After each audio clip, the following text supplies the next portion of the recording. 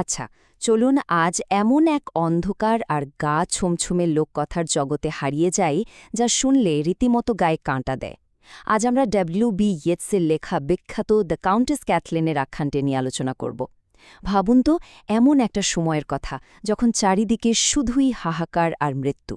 এই গল্পের কেন্দ্রে রয়েছে শেমাজ নামের এক অসহায় কৃষক, প্রাচ্য থেকে আসা এক দল রহস্যময় শয়তান বণিক, আর এক চরম ত্রাতা কাউন্টেস ক্যাথলিন। এটি নিছক কোনো গল্প নয়, এটি এক ভয়ঙ্কর দুর্ভিক্ষ আর নিঃস্বার্থ আত্মত্যাগের এক অদ্ভুত শিহরণ জাগানো আখ্যান। শুরুতেই একটা অত্যন্ত ভয়ঙ্কর কিন্তু ভীষণ জরুরি দার্শনিক প্রশ্ন আমাদের সামনে চলে আসে। প্রশ্নটা হলো, একটি ক্ষুধার্ত আত্মার আসল দাম ঠিক কতটা হতে পারে? একটু ভেবে দেখুন, একটা অভিশপ্ত মৃতপ্রায় জনপদে টিকে থাকার নৈতিক সীমানা আসলে কতদূর পর্যন্ত টানা যায়? যখন চোখের সামনে মানুষ অনাহারে ধুকে ধুকে মারা যাচ্ছে, তখন এই আত্মার প্রকৃত মূল্যই বাকি।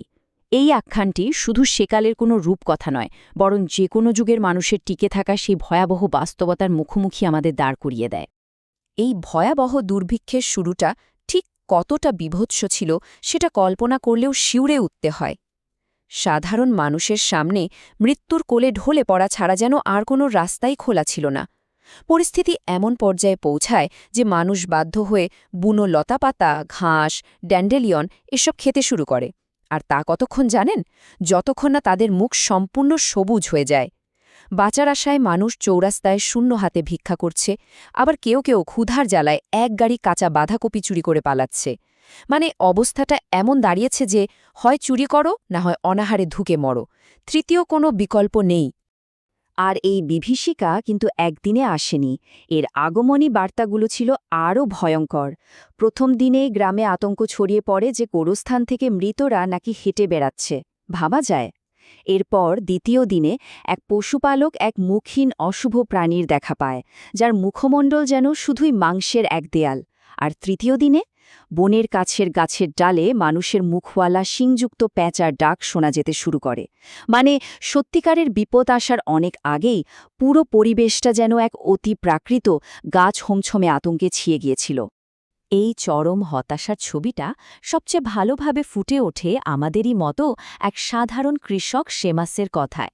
সে চরম আর্তনাদ করে বলে ওঠে, আমাদের মুখ সবুজ না হওয়া পর্যন্ত বুনো লতাপাতা খেয়ে বেঁচে থাকা ছাড়া আর কী বা করার আছে।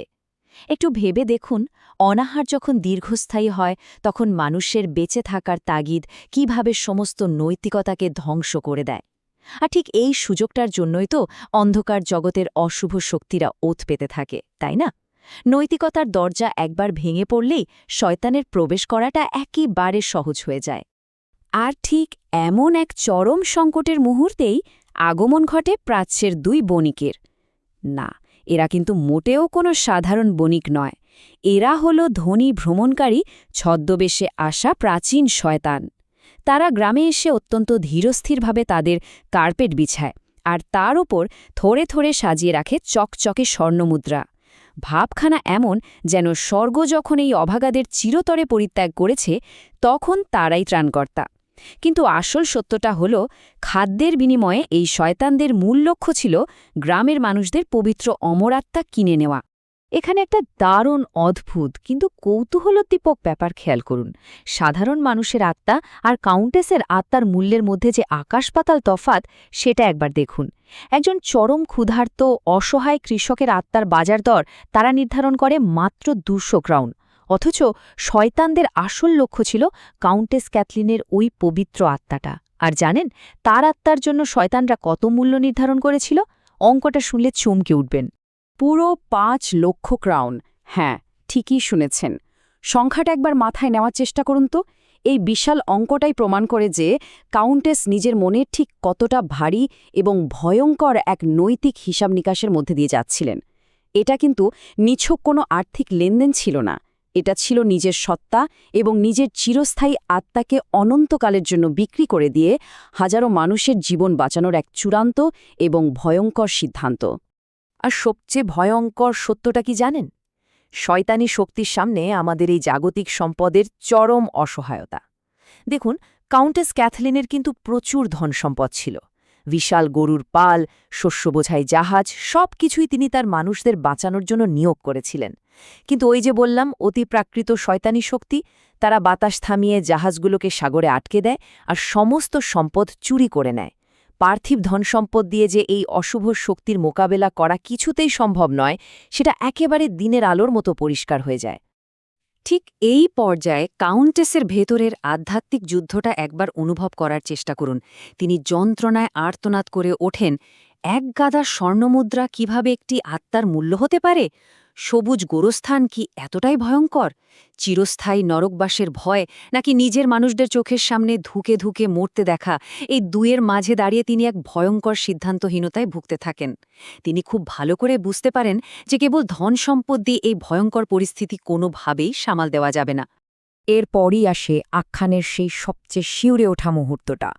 চারপাশের ক্ষুধার্ত মানুষ যখন মাত্র কয়েকশো মুদ্রার বিনিময়ে নিজেদের আত্মা বিক্রি করতে মরিয়া হয়ে ওঠে, ঠিক তখনই সেখানে উপস্থিত হন কাউন্টেস।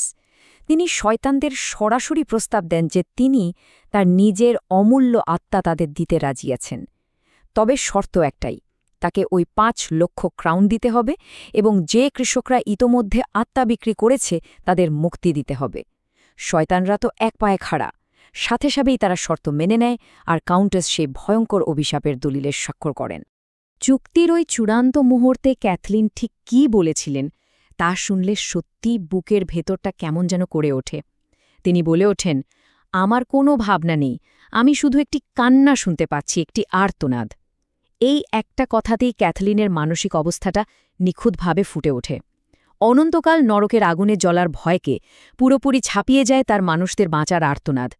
এই তীব্র নিঃস্বার্থ সমমর্মিতাই তাকে তার নিজের আত্মার মায়া চিরতরে ত্যাগ করতে বাধ্য করে।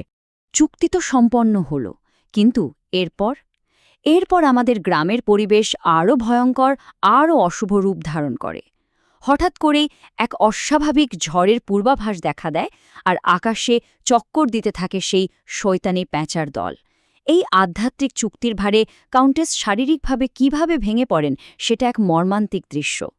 চারপাশে সবাই যখন শয়তানের হাত থেকে মুক্তি পাচ্ছে, তিনি নিজে যেন ক্রমশ মৃত্যুর কোলে ঢলে পড়ছেন। মৃত্যুর ঠিক আগ মুহূর্তে ক্যাথলিনের বলা শেষ কথাগুলো গভীরভাবে আমাদের অন্তরে গেঁথে যায়। তিনি খুব শান্ত স্বরে বলেন, ঝড় এখন আমার চুলে আর আমাকে যেতেই হবে। তার এই বিদায়টা কতটা বেদনাবিধুর তা বলে বোঝানো কঠিন। সাধারণ কৃষকেরা তো এই আত্মত্যাগের ফলে রক্ষা পেল, কিন্তু তাদের ত্রাণকর্ত্রীর নিজের ভাগ্যে শেষ পর্যন্ত কি ঘটতে চলেছে সেই ভয়ঙ্কর অজানা পরিণতি উপস্থিত সবার মনে এক গভীর আতঙ্কের সৃষ্টি করে। তবে গল্পের শেষটা কিন্তু এখানেই নয়। শেষে এমন এক চমৎকার ঐশ্বরিক হস্তক্ষেপ দেখা যায় যা সত্যি আমাদের স্তব্ধ করে দেয়। স্বর্গীয় দূত এসে ঘোষণা করেন, আলোর ঈশ্বর সর্বদা মানুষের উদ্দেশ্য দেখেন, কেবল কাজ দেখেন না। অন্ধকারের প্রভু কেবল কাজই দেখে। এ কথাটার গভীরতা বুঝতে পারছেন? এর মানে হল চরম এবং নিঃস্বার্থ ভালোবাসার জন্য স্বর্গ তার নিজস্ব নিয়মকানুন পরিবর্তন করতে পারে। ক্যাথলিন হয়তো নরকের চুক্তিতে স্বাক্ষর করেছিলেন, কিন্তু তার পেছনের উদ্দেশ্য ছিল সম্পূর্ণ পবিত্র ও নিঃস্বার্থ। আর ঠিক সেই কারণেই ঈশ্বর তাকে ক্ষমা করে দেন। আজকের এই গা ছমছমে আখ্যান শেষ করার আগে আপনাদের কাছে আমার একটা চূড়ান্ত প্রশ্ন রেখে যেতে চাই। একটু ভাববেন বিষয়টা নিয়ে। যদি খাঁটি ভালোবাসার বশবর্তী হয়ে কেউ স্বেচ্ছায় নিজের আত্মাকে অন্ধকারের কাছে বিক্রি করে দেয়, তবে শেষ পর্যন্ত সেই আত্মার প্রকৃত মালিক কে? শয়তান নাকি ঈশ্বর?